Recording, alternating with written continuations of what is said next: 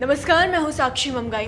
एक मामले में 2 आईएएस, एक पीसीएस सहित कुल 12 अधिकारियों कर्मचारियों का निलंबित हो जाना यानी कि पूरे सिस्टम का हिल जाना। वाकई कहना पड़ेगा कि सत्ता में बैठी सरकार तब शाबाशी की हकदार हो जाती है जब अपने ही सिस्टम में मौजूद भ्रष्ट अधिकारियों को कभी न भूलने वाला पाठ पढ़ाती है। अच्छा, फिर ये तारीफ क्या उस राज्य की सरकार के लिए और भी खास नहीं है जिसका इतनी बड़ी कार्रवाई का फिलहाल कोई प्रचलित इतिहास नहीं है। यानी कि भ्रष्टाचार के खिलाफ अब तक का सबसे बड़ा प्रहार कर जमीन घोटाले में एक नहीं, 2 नहीं, 12 लोगों को निलंबित कर उत्तराखंड की धामी सरकार ने सिस्टम में बैठे भ्रष्टाचारियों को कड़ा संदेश तो दे ही दिया है, साथ ही प्रशासनिक तंत्र के शीर्ष अधिकारियों पर अब तक के सबसे कड़े, सबसे बड़े एक्शन का श्रेय भी ले लिया है।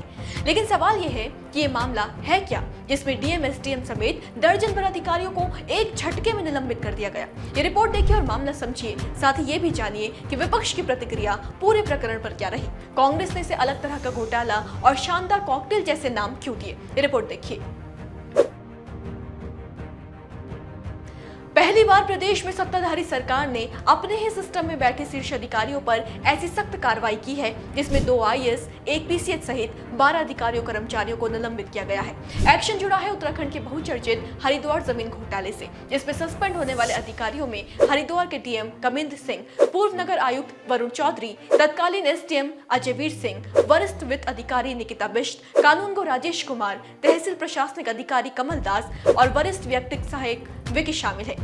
ये वो 7 अधिकारी हैं जिन्हें आज मंगलवार को निलंबित किया गया है। गौर कीजिए कि इससे पहले चरण में नगर निगम के प्रभारी सहायक नगर आयुक्त रविंद्र कुमार दयाल, अधिशासी अभियंता आनंद सिंह मिश्रवाण, कर एवं राजस्व अधीक्षक लक्ष्मीकांत भट्ट और अवर अभियंता दिनेश चंद्र कांडपाल को भी सस्पेंड किया गया था। वही संपत्ति लिपिक वेदवाल का सेवा विस्तार समाप्त कर दिया गया है और उनके खिलाफ अनुशासनिक कार्रवाई के निर्देश दिए गए हैं। तो इस तरह से मामले में अब तक 12 लोगों पर गाज गिरी है। खास बात यह है कि पहला ऐसा मामला है जिसमें पद पर रहते हुए एक जिलाधिकारी, नगर निगम के आयुक्त और एसडीएम को एक साथ सस्पेंड किया गया है। आइए अब आपको मामले की जानकारी देते हैं। जमीनों को कौड़ियों के भाव बिकते तो आपने देखा होगा, लेकिन क्या कौड़े की जमीन को करोड़ों के भाव खरीदते देखा है? यही हुआ है हरिद्वार में। हरिद्वार नगर निगम से जुड़े इस मामले में एक ऐसी जमीन जिसकी कीमत पूरी 14 करोड़ रुपए भी नहीं थी, उसे 54 करोड़ में खरीद दिया गया। ये जमीन कूड़े के ढेर के पास स्थित थी और इसे तुरंत खरीदने की, वो भी 5 गुना ज्यादा भाव में, इसकी कोई जरूरत थी ही नहीं, फिर भी इसे खरीदा गया। शिकायत के बाद इसमें मुख्यमंत्री पुष्कर सिंह धामी के आदेश के बाद जांच कराई गई। मामले की जांच उत्तराखंड शासन में सचिव रणवीर चौहान ने की। चौहान ने खुद हरिद्वार जाकर इस मामले की पड़ताल कर 100 पेजों की रिपोर्ट शासन को सौंपी, जिसके बाद ये कार्रवाई की गई है। जांच रिपोर्ट में क्या लिखा गया था ये भी आपको बताते हैं। बताएं कि जांच रिपोर्ट के मुताबिक जमीन को खरीदा गया, उसकी प्रक्रिया कृषि भूमि के दामों पर शुरू की गई थी, लेकिन अंत में उसे वाणिज्यिक दरों पर खरीदा गया। गौर कीजिए कि भारतीय राजस्व संहिता की धारा 143 के तहत कृषि भूमि के उपयोग को गैर कृषि में परिवर्तित करने की अनुमति दी जाती है। ये प्रक्रिया समय लेती है, लेकिन रिपोर्ट में खुलासा हुआ है कि एसडीएम ने मात्र 2 से 3 दिनों में 143 की पूरी कार्रवाई पूरी कर दी और फाइल को जल्दी निपटाने के लिए अपने स्टेनो को राजस्व अभिमत यानी कि रेवेन्यू ओपिनियन देने का काम सौंप दिया।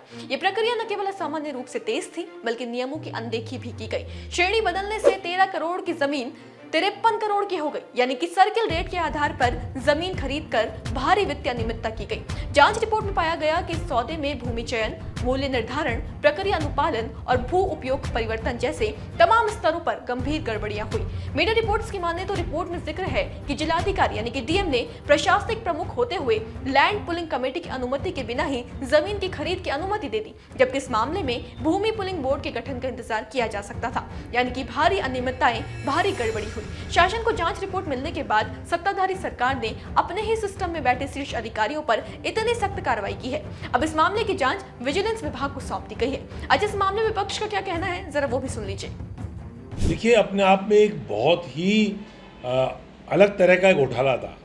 घोटाला अलग तरह का इसलिए था कि इसमें जो प्रशासनिक तंत्र था, इसमें जो राजस्व विभाग था, इसमें जो वित्त विभाग था, इसमें इतने सारे कंपोनेंट थे और उनका जो कॉकटेल था, वो कॉकटेल इतना शानदार था कि सरकार पर चूना लगाने का काम सरकार के लोग जिस तरह से कर रहे थे, उसका भंडाफोड़ हुआ। और भंडाफोड़ हुआ तो कोई रास्ता ही नहीं था सरकार के पास। सरकार ने जांच कराई, जांच में भी दूध का दूध पानी का पानी हो गया। जो ज़मीन 6,000 रुपये गज की जिसका सर्कल रेट था, आपने 5 गुना सर्कल रेट पर उस ज़मीन को खरीद लिया। यानी कि 15 करोड़ रुपए उसकी जो है लागत आ रही थी, कीमत आ रही थी, और आपने 54 करोड़ रुपए का भुगतान कर दिया। इतना बड़ा घोटाला जिस प्रकार से सरकारी तंत्र ने मिलकर के किया और उसका जो भंडाफोड़ हुआ, उस पर पिछले गुरुवार को सरकार को रिपोर्ट जांच अधिकारी ने दे दी थी। गुरुवार के बाद शुक्रवार, उसके बाद शनिवार, उसके बाद इतवार, कल सोमवार, कल जब कार्रवाई नहीं हुई तो हमने उस पर सवाल उठाया, सरकार से पूछा कि अब जांच रिपोर्ट आने के बाद अब क्या रह गया है, आप कार्रवाई क्यों नहीं कर रहे हैं? आप कार्रवाई नहीं करेंगे तो हम इसके खिलाफ सड़कों पर उतरेंगे। और आज हरिद्वार में पार्टी के लोगों ने इस पर धरना भी दिया। मुझे खुशी है कि सरकार जागी और जाग करके मुख्यमंत्री जी ने 12 जिम्मेदार जो इसके लिए लोग थे घोटाले के लिए, जिसमें 2 IAS भी हैं, उनको सस्पेंड किया है। अब सस्पेंड करने से केवल काम नहीं चलेगा, इनके खिलाफ आपराधिक मुकदमा होना चाहिए, इनकी संपत्तियों की जांच होनी चाहिए, कितनी रिश्वत ली गई, कितना पैसा अंडर द टेबल लिया गया, उसकी पूरी जांच होनी चाहिए और इनके खिलाफ कड़ी से कड़ी कार्रवाई होनी चाहिए। तो जैसा कि आपने सुना, कांग्रेस का कहना है कि ये जमीन घोटाला अपने आप में एक अलग तरह का मामला है। सरकार के लोग इस सरकार पर चूना लगाने का काम कर रहे थे। भंडाफोड़ होने पर सरकार के पास कोई दूसरा रास्ता नहीं था। कांग्रेस ने इस मुद्दे को उठाने में कोई कसर नहीं छोड़ी, लेकिन सस्पेंड करने से काम नहीं चलेगा।